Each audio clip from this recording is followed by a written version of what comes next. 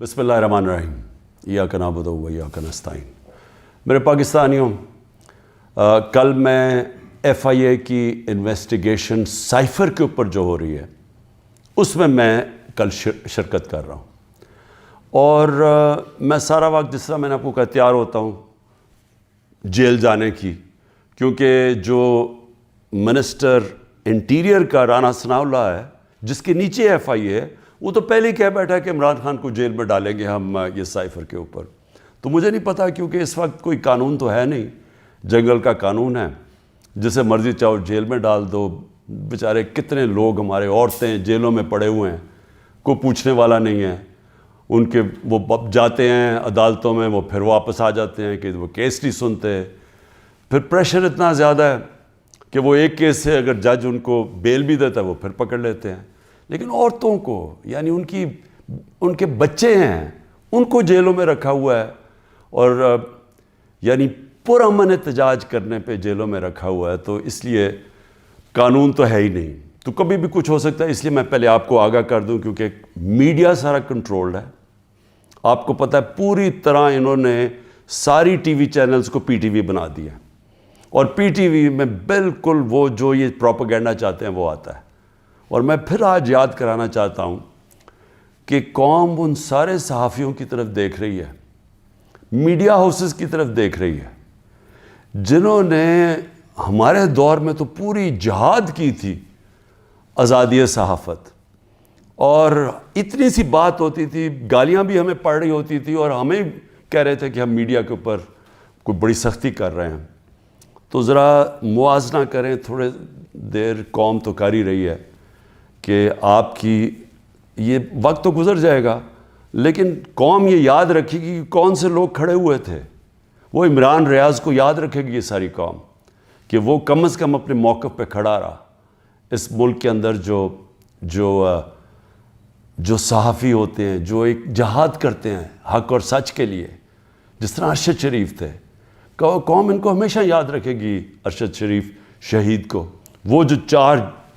Journalist ملک سے باہر چلے گئے، لیکن انہوں نے کمپرومائز نہیں کیا،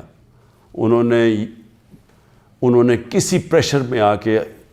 رائے حق سے نہیں اترے۔ وہ جن کو یہاں ماریں پڑوائی گئیں،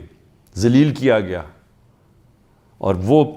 جن کے بڑے نام ہیں اور پرانے صحافت میں نام ہے، ہم تو قوم ان کو بھی دیکھ رہی ہے اور ان کو سلام کر رہی ہے، اور ان کو بھی دیکھ رہی ہے جن کے ضمیر مر چکے ہیں۔ تو میں ایف آئی اے کا ذرا آپ کو سمجھا دوں کہ یہ کیس ہے کیا۔ نہ تو ابھی تک مجھے کوئی کویسچنر ملا ہے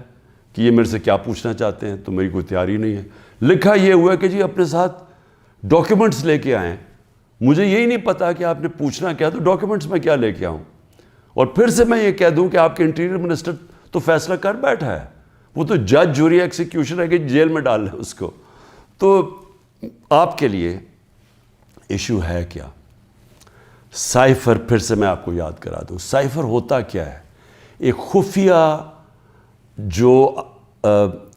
کمیونیکیشن ہوتی ہے، خفیہ جو پیغام بھیجا جاتا ہے، پاکستان کے ایمبیسڈرز جو فورن آفس کو پیغام بھیجتے ہیں، وہ ایک خفیہ کوڈ کے مطابق بھیجتے ہیں، اس کو سائفر کہتے ہیں۔ تو وہ جو سائفر ہوتا ہے، یہ بڑا ضروری ہے آپ نے سمجھنا، وہ واقعی اس کو سیکرٹ رکھنا، اس کو خفیہ رکھنا بہت ضروری ہے، کیونکہ ایک دفعہ وہ کوڈ دنیا کو پتہ چل جائے تو سارے جتنے بھی آپ کے ایمبیسڈرز خفیہ میسیجز بھیج رہے ہوتے ہیں فورن آفس باہر کی دنیا سے، وہ سارے پبلک ہو جائیں گے، جس طرح وکی لیکس کے اندر پبلک ہو گئے تھے۔ یاد رکھیں، وکی لیکس میں امریکن ایمبیسڈرز جو ڈاکیومنٹس بھیجتے تھے، جو کمیونیکیشن بھیجتے تھے اپنے اسٹیٹ ڈپارٹمنٹ کو، وہ سارے پبلک ہو گئے تھے، اور اس میں کئی انکشاف ہوئے، جس میں دیکھنے والا جو پاکستان کے اندر ہمارے سیاستدان وہ کیا باتیں کر رہے تھے ایمبیسڈر سے، وہ بھی دیکھنے والے ہیں کہ کتنے دوگلے تھے۔ اور انہوں نے، میں یہ اللہ کا شکر ہے میں یہ کہتا ہوں، انہوں نے کہا کہ ایک آدمی ہے جو ہمارے سے بات کرتا ہے وہ پبلک سے کرتا ہے، باقی انہوں نے کہا باقی جتنے پولیٹیشین ہیں وہ ہمیں کچھ کہتے ہیں، پبلک میں جا کے کچھ کہتے ہیں۔ بہرحال تو وہ سائفر کو سیکرٹ رکھنا بڑا اہم ہے۔ تو کیا عمران خان نے وہ جو سائفر جو کوڈ تھی اس کو پبلک کیا ہے؟ اب یہ آپ سمجھ جائیں کہ جو سائفر آتا ہے فورن آفس کے اندر وہ کبھی کسی کے پاس نہیں جاتا, وہ صرف فورن آفس میں رہتا ہے, وہ چوری نہیں ہو سکتا, وہ فورن آفس میں پڑا ہوتا ہے. جو ہمارے پاس آتا ہے اور جس میں prime minister, president, army chief, ISI کا چیف, اور پھر ایک جاتا ہے اس کا جو جاتا ہے کیبنٹ سیکرٹری کے پاس, یہ یاد رکھیں کہ یہ وہ سائفر نہیں جاتا. یہ سائفر کا جو مفہوم ہوتا ہے وہ اپنے لفظوں میں لکھ کے ہمارے پاس پہنچتا ہے. تو سائفر فورن آفس میں رہتا ہے, وہ کبھی وہ نہ چوری ہوا ہے, نہ وہ اور کوئی دیکھ سکتا ہے, نہ پرائم منسٹر, ہم کوئی نہیں دیکھ سکتے, کیونکہ یہ سائبر سیکیورٹی کا قانون ہے جو کہ کیبنٹ ڈویژن بتاتی ہے ان کو, فورن آفس کو. تو پہلے تو یہ سائٹ پہ کر دیں کہ سائفر کا جو کوڈ تھا وہ کبھی بھی پبلک نہیں ہوا, کسی نے نہیں وہ دیکھا بشمول پرائم منسٹر کے, ہم نے کسی نے نہیں وہ دیکھا. ہمارے پاس وہ آیا کہ وہ سائفر کے اندر ایمبیسڈر اسد مجید اور ڈونلڈ نون نے کیا بات چیت کی, وہ ہمارے پاس آیا. اب سب کے لیے وہ میں نے بڑے احتیاط سے اس کو جب میرے سامنے آیا تو بڑے ہم نے احتیاط کی. کیا کیا ہم نے؟ سب سے پہلے اس کو فیصلہ کیا آپس میں کہ ہم یہ پبلک نہیں, ابھی اس کے اوپر بات نہیں کریں گے, کیونکہ OIC کی کانفرنس تھی پاکستان میں 22 اور 23 مارچ کو, تو سائفر آ چکا تھا 6 مارچ کا. ہم نے اس کانفرنس کی وجہ سے ہم چپ کر کے بیٹھے رہے کیونکہ باہر سے منسٹر آ رہے ہیں اور شور میں جاتا ہے اس کا, تو ہم نے کہا ملک کو نقصان پہنچے گا. حالانکہ جو سائفر کے اندر چیزیں ہیں وہ میں آپ کو بتاؤں, اس سے بڑا نقصان ملک کو کیا پہنچنا تھا کہ پوری سازش ہوئی گورنمنٹ گرانے کی, رجیم چینج کی. 27 تاریخ کو میں نے جلسے میں جو ایک کاپی لہرائی وہ سائفر نہیں تھا, جو سائفر کے اندر پیغام تھا, تو وہ میں نے بتایا. اور میں نے تب بھی محتاط رہا, میں نے یہ نہیں بتایا کہ میں نے کہا یہ بڑا سینسٹیو ہے, میں نے لکھ کے بتایا کہ میں صرف کوئی غلط بات نہ کہہ دوں, کیونکہ انٹرنیشنل ریلیشنز ہیں, ہماری دوسرے ملکوں کے ساتھ تعلقات ہیں, وہ نہ خراب ہو جائیں. اس کے بعد میں نے کیبنٹ میں رکھا, کیبنٹ کے سارے ممبرز کو بتایا گیا کہ یہ سائفر آیا ہے, اور یہ سمجھ لیں کہ یہ کتنی بڑی اس ملک سے, میں سمجھتا ہوں کہ یہ کتنی بڑی ملک کی توہین ہوئی کہ ایک باہر کا ایک آفیشل وہ پاکستان کے ایمبیسڈر کو کہہ رہا ہے کہ اپنے پرائم منسٹر کو اگر تم نے نہ ہٹایا, ووٹ آف نو کانفیڈنس, جو پھر سے میں یاد کرا دوں کہ ابھی آئی نہیں تھی, تو پاکستان کے لیے مشکلات ہوں گی, اور اگر اس کو ہٹا دیا تو سب کچھ معاف ہو جائے گا. یہ تھا سائفر میں. اور جو ایمبیسڈر تھے, پھر سے میں آپ کو بتا دوں, اسد مجید, انہوں نے لکھا اس میں کہ میرے خیال میں تمہیں اس کے امریکہ کے خلاف ان کو پروٹیسٹ کرنا چاہیے, ڈیمارش کرنا چاہیے کہ یہ کبھی اس طرح کی زبان استعمال نہیں ہوتی, ایسی دھمکی نہیں دی جاتی. میں پہلے کیبنٹ میں رکھتا ہوں, پھر 28 مارچ کو نیشنل سیکیورٹی کاؤنسل میں رکھتا ہوں, اور وہ نیشنل سیکیورٹی کاؤنسل میں سارے سروس چیف ہوتے ہیں. جنرل باجوہ تھے وہاں, ایئر چیف تھے ادھر, نیوی کے چیف تھے, جوائنٹ چیف آف سٹاف تھے, ہمارے ساری کیبنٹ کے سینئر ممبرز تھے, فورن آفس کے سیکرٹری بیٹھے ہوئے تھے. اور اس میں کیا فیصلہ ہوتا ہے کہ ہمیں جس طرح ایمبیسڈر اسد مجید نے ریکمینڈ کیا, ہمیں ڈیمارش کرنا چاہیے, ہمیں امریکہ کو پروٹیسٹ کرنا چاہیے کہ یہ آپ نے ہمارے اندرونی معاملات میں مداخلت کی. تو جب وہ اس میں آ گیا نیشنل سیکیورٹی کاؤنسل میں اور ڈیمارش کر دی, تو جو اس کی جو سائفر کے اندر چیزیں لکھی ہوئی تو وہ تو پبلک ہو گئی, کیونکہ جب آپ نے پبلک ایک سٹیٹمنٹ دے دی کہ کہہ دیا کہ ہم نے اس کی کیا, تو وہ تو سیکرٹ تو نہ رہا وہ, کیونکہ ڈیمارش نے آپ نے کس پہ, تو یہ چیزیں سامنے آ گئی نیشنل سیکیورٹی کاؤنسل میں, اور کیبنٹ میں بھی ڈسکس ہو گئی. اس کے بعد پارلیمنٹ کے اندر ہم نے ان کیمرہ سارے اپوزیشن لیڈرز کو بلایا کہ آپ کو پتہ ہونا چاہیے کہ کس طرح کی پاکستان میں توہین ہوئی. سارے اپوزیشن لیڈرز نے منع کر دیا جانے کا, کیونکہ یہ سارے حصہ تھے اس سازش کے. میں کوشش کر رہا ہوں کہ سارے ملک کو بتاؤ کہ قوم کی کتنی توہین ہوئی ہے, یہ منع کر دیتے ہیں. پھر پارلیمنٹ سے جو اسپیکر ہوتے ہیں وہ چیف جسٹس آف پاکستان کو بھیجتے ہیں, اور میں بھی انہیں کہتا ہوں کہ اس کے اوپر انکوائری کریں کہ یہ جو مداخلت ہوئی ہے اس کے اندر پتہ تو چلے کہ یہ ہوا کیا, کتنی بڑی سازش ہوئی ہے کہ سٹی گورنمنٹ کے اوپر, الیکٹڈ پرائم منسٹر کے اوپر دھمکی ملتی ہے, اور پھر اس کے گورنمنٹ گرانے کی پوری تیاریاں شروع ہو جاتی ہیں, لوگ بھاگنا شروع ہو جاتے ہیں, الائز چلے جاتے ہیں. اور یہ پیغام کس کو تھا؟ مجھے تو پتہ تھا پیغام کس کو ہے,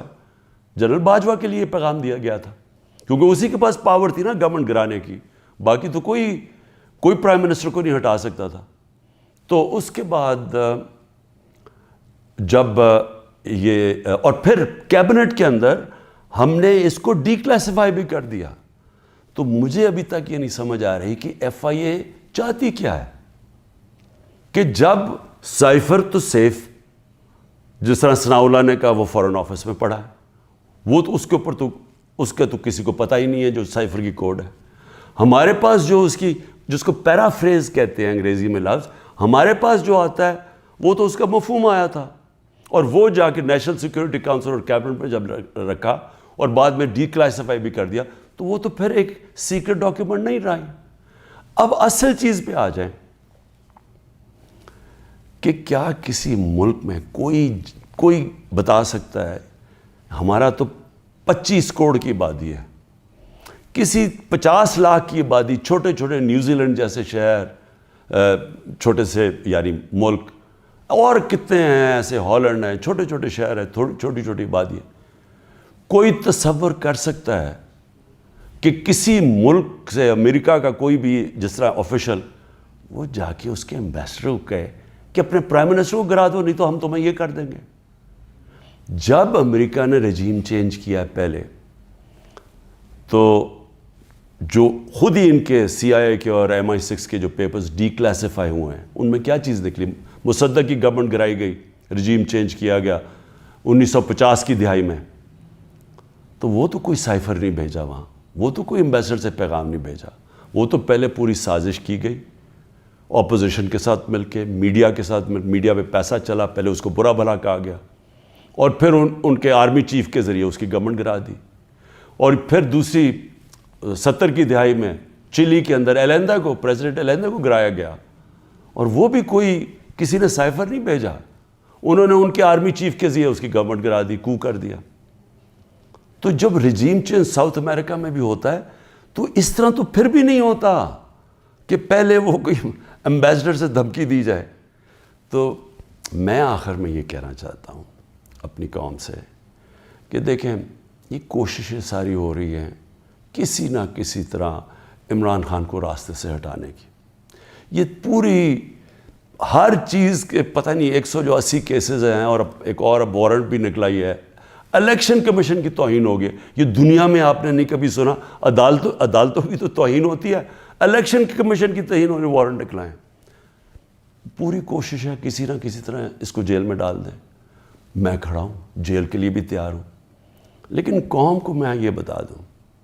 کہ میں انشاءاللہ ہر کیس کا ثابت کروں گا اسی ملک میں بیٹھ کے کہ ہر کیس انہوں نے جعلی بنایا ہے, بوگس بنایا ہے,